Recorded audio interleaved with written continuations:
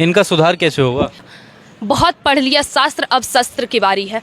झारखंड में एक औरत का वीडियो वायरल हो रहा है, वो कह रही है मेरा बच्चा अल्लाह अकबर कहते हुए शहीद हो गया, इस्लाम के लिए शहीद हुआ है। यही अंतर होता है उनके धर्म की स्त्रियों और हमारे धर्म की स्त्रियों में। वो जिसे शेरनी शेरनी कहते हैं ना, उन्हें असली शेरनी का मतलब नहीं पता है कि शेरनी वाकई में किसको कहते हैं। मैंने पहले भी कहा था ये बात, उस कोख पे भी गोली चलाओ जिस कोख में ऐसी औलादें पल रही हैं जो कल को हमारे देश को जलाएंगे, और ऐसी माँ जो ये कहेंगी कि देश को जलाने के बाद कि अल्लाह अकबर बोल के, अरे शर्म करो, शर्म करो। हमारी सनातनी माओं को देखो जिन्होंने इतने वीर वीर योद्धा को जन्म दिया है। वीर शिवाजी की जब उंगली कट गई थी तो वो रोते हुए माँ के पास गए थे कि माँ मेरे हाथ से खून निकल गया, तो उनकी माँ ने कहा था कि तुम्हें मैंने इसलिए जन्म नहीं दिया कि इतनी सी खून के लिए तुम मेरे पास गुजारिश करने आओ, जाओ, मैंने तुम्हें देश के लिए जन्म दिया और ऐसे कई खून तुम्हें तुम्हारे देश के लिए बलिदान करने पड़ेंगे, खुद को बलिदान करने पड़ेंगे। ये थे हमारी सनातनी माएँ, और ये है ऐसी अम्मी जान जो देश को जलाने वाले बेटे का समर्थन करती है। इसलिए मैं कहती हूँ, एक बार अगर खून गंदा होना तो वो पूरा का पूरा खून ही गंदा होता है, उससे आप अच्छाई की उम्मीद नहीं कर सकते। कोई भी मुगल की पैदाइश से आप कलाम बनने की उम्मीद नहीं कर सकते हैं। और अब उनको वापस से पता चलेगा कि अभी भी ये बाबा वही बाबा हैं। ऐसा नहीं है कि जो पहले साल उन्होंने कहा था कि अगर आप बोली से समझोगे तो बोली से समझाएंगे, वरना हम गोली से समझाएंगे। तो उन्होंने सोचा कि चलो कोई बात नहीं, ये थोड़े दिन चल गई, अब बाबा शांत हो गए। लेकिन ऐसा कुछ नहीं है। उनका बोला हुआ हर एक कानून, हर एक चीज़ समय समय पर लागू होता रहेगा। एक बार तो उन्होंने गलती कर दी है, आज जुम्मे की नमाज ख़त्म हो चुकी है, ऐसा कोई प्रतिक्रिया हमें देखने नहीं मिला और उम्मीद करेंगे आगे भी देखने ना मिले, क्योंकि एक अब्दुल के चक्कर में सब अब्दुल के घर तोड़े जाएंगे। वरना अब पूछिए क्यों?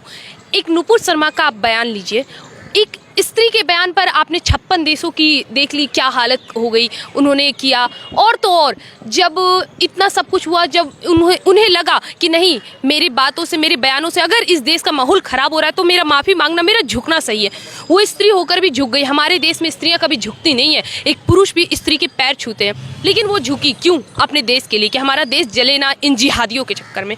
उसके बाद इन लोग का बयान देखिए क्या कहते हैं कि नहीं, हमें माफ़ी से काम नहीं चलाना, हम तो नुपुर शर्मा से मुजरा करवाएंगे। इनकी मानसिकता देखिए। ये तौकीर रजा, ये भी वही उन्हीं में से एक आते हैं जो कहते हैं कि हम 17 तारीख को निकालेंगे अपना जुलूस, उसमें महिला और बच्चे आगे रहेंगे। ठीक उसी प्रकार आपको याद होगा शाहीन बाग में भी उन्होंने महिलाओं को आगे किया।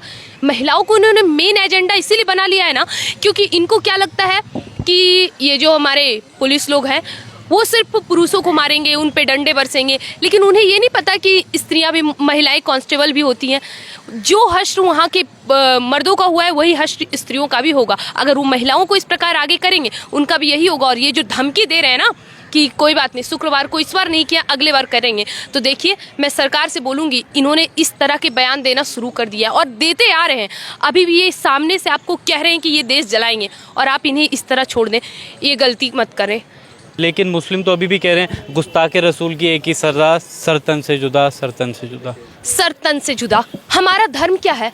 क्या हमारी कोई औकात नहीं है?